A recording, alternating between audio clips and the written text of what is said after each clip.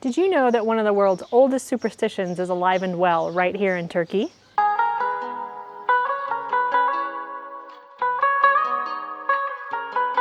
Chances are you've seen this design before. The evil eye has ancient origins across many cultures, and in Türkiye, it takes shape in the form of a round, blue glass ornament known as the evil eye bead. I'm Nicole, I live in Turkey, and in this video we're going to explore the meaning and the making of the evil eye.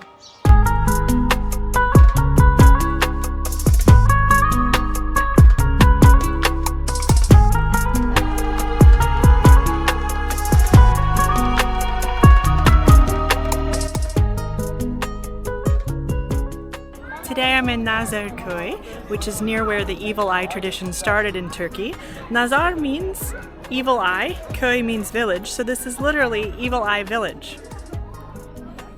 The village is located in Turkey's southwestern coastal province of Izmir, and the evil eye at the center of its logo is no coincidence. This is where the evil eye tradition in Turkey is rooted. And today, Nazarköy is one of the last places in Turkey where the evil eye beads are still made using the traditional wood-fired furnaces. The village is tucked away in the green pine-forested hills about a 30-minute drive from the city center.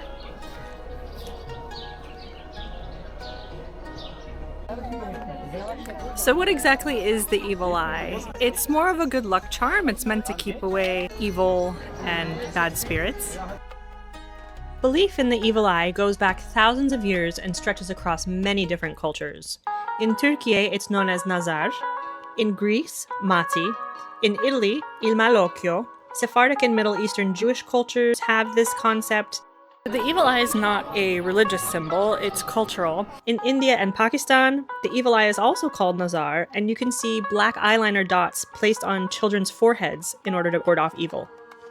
In some cultures, you'll hear the phrase mashallah to cast away jealousy and by extension, the evil eye. Today, Turkey is by far the largest producer of evil eye beads. While the exact form and symbolism varies, the core idea is surprisingly universal, that envy can cause harm and that we need some kind of protection, be it spiritual, symbolic, or decorative. Nowadays, of course, it's widely exported around the world as a decorative symbol. I think it's pretty, I think it's cute, and I'm a little superstitious. If it keeps the bad juju away, why not?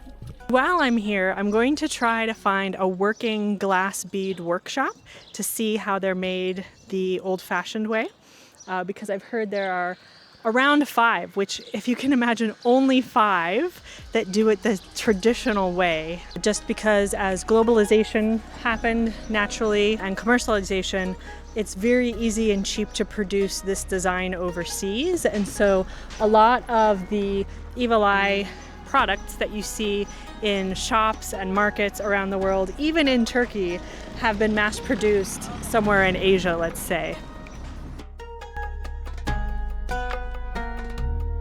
Before I head out on my mission to find the bead workshop though, I'm gonna try and find some breakfast because it's that time of day and I'm a sucker for the home-cooked food you can find in these Turkish villages. So I've just sat down for a late brunch and the owner of the cafe has just told me that everything's homemade. From the cherries and the walnuts, they fry the bread. I'm really excited to try it. So we've got the staples of the Turkish breakfast, some cheese, cucumbers, tomatoes, fried egg. We've got fried bread, some olives, and then some dipping sauces, the walnuts, the cherries, and a tomato paste. Brunch is done, so back to business finding a traditional workshop.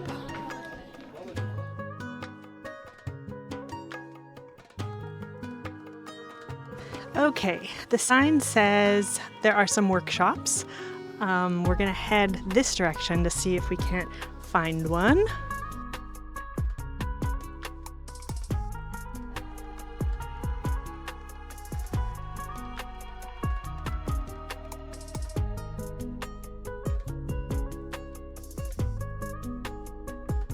Okay, the sign says workshop this way, and I see one over here.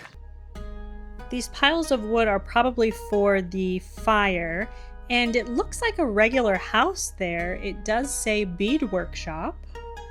And I can see some shards of glass out here as well. I don't like to film as I'm going in. I like to ask if people are okay with me filming, so we'll just go in and see.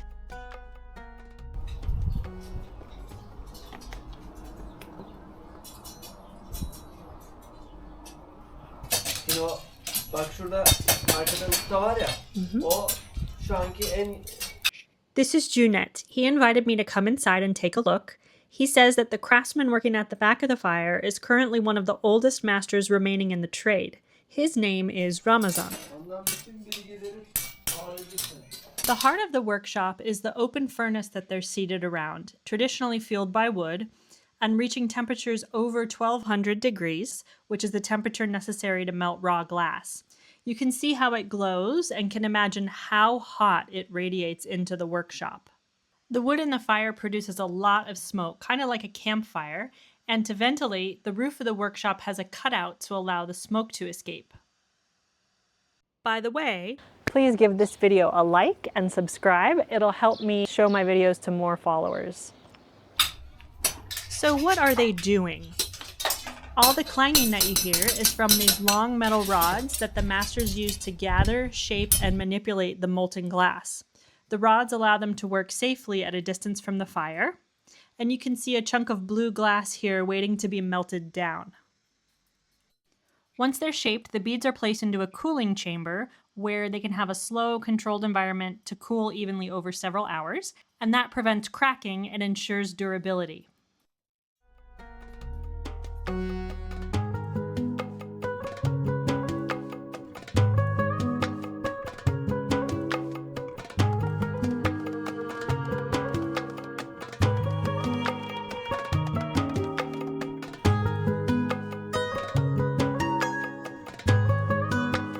Watching them work around the fire is mesmerizing, and I have a lot of respect for the dedication that it takes to keep the craft alive.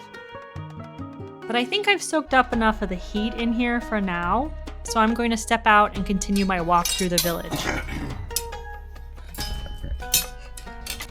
Okay, that was such a nice experience.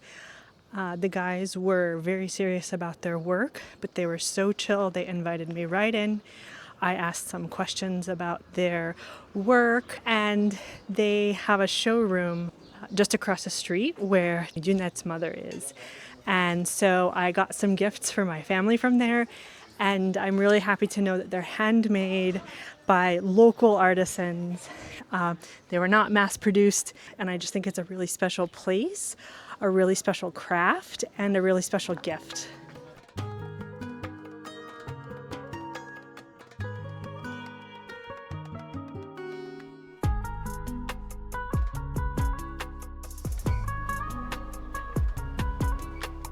I found a cozy cafe to sit and have a Turkish coffee where I can show you what I bought at the Bead workshop.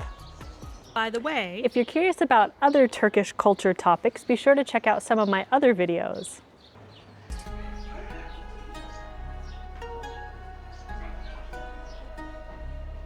Let's see what we have. Okay, the first one I have here is an evil eye inside the flower shape, and it's got some long tails that is basically a wind chime that I'll hang in the garden. Then we have a handful of different beads that I'm going to use to make into some bracelets or necklaces. This one's a lucky fish with the evil eye and some different colors. This one's pink and has some additional beads hanging off of it. I've read that different colors have different meanings, but I usually just buy it because I like the design. Here's one off of my wall at home. The glass is painted with a cool design with gold paint. I thought it was cute. So, do you believe in the evil eye? Let me know in the comments.